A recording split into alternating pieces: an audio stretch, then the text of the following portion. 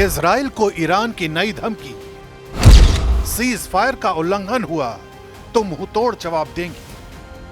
12 दिन की जंग में ईरान और इजराइल के बीच जोरदार वार पलटवार हुआ। तेल अवीव से तेहरान तक आसमान में कोहराम मचाने वाले हथियारों का इस्तेमाल किया गया। इस भयानक जंग में इजराइल को नुकसान हुआ, लेकिन ईरान अमेरिका और इजराइल के डबल अटैक से बुरी तरह कांप उठा। उसकी मिसाइल प्रणाली को भारी क्षति पहुंची, कई सैन्य कमांडर मारे गए और परमाणु ठिकानों पर हमले ने रणनीतिक झटका दिया। इसके बावजूद अब ईरान की सैन्य कमान खुलेआम धमकी दे रही है। ईरानी सशस्त्र बलों के प्रमुख मेजर जनरल अब्दुल रहीम मूसवी ने कहा है, अगर दुश्मन फिर से हमला करता है तो हम मुंहतोड़ जवाब देंगे। यानी युद्ध से सबक लेने के बजाय तेहरान अब फिर से उकसाने वाले बयानों पर उतर आया है।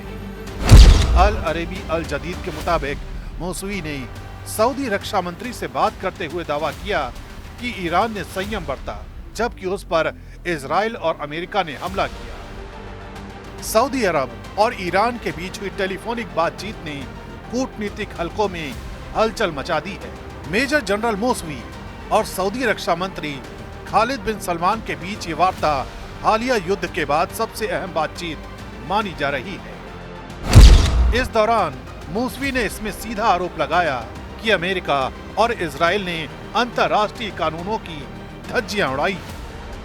यही नहीं, मूसवी ने यह भी कहा, जब ईरान अमेरिका के साथ परमाणु वार्ता में व्यस्त था, तब इजराइल ने उस पर हमला कर दिया और अमेरिका ने उसका साथ दिया। इससे पता चलता है ये दोनों देश किसी भी अंतर्राष्ट्रीय नियम कानून का पालन नहीं करते। सऊदी अरब ने इस युद्ध में शांति की अपील जरूर की और ईरान के कमांडरों की मौत पर संवेदना भी जताई, लेकिन ईरान इस कूटनीति को भी अब धमकी के हथियार में बदलने में जुटा है। सीज फायर के बाद जब दुनिया शांति की उम्मीद कर रही है, तब ईरान अपने बयानों से फिर बारूद की बुनियाद डाल रहा है। मेजर जनरल अब्दुल रहीम मूसवी ये भी कहते हैं, हमें दुश्मन के वादों पर भरोसा नहीं, हम हर हमले का मजबूती से जवाब देंगे। ये बयान साफ बताता है कि ईरान युद्ध विराम को स्थायी समाधान नहीं मानता, लेकिन सवाल ये, क्या धमकियों से कोई भरोसा जीत सकता है?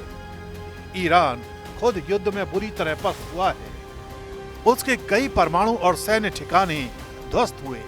वैश्विक स्तर पर उसकी छवि पर भी सवाल उठे, फिर भी तेहरान का रुख वही उकसावे वाला है। सच ये है कि अब जब ईरान अलग थलग पड़ता जा रहा है, तो बयानबाजी के जरिए खुद को ताकतवर दिखाने की कोशिश कर रहा है।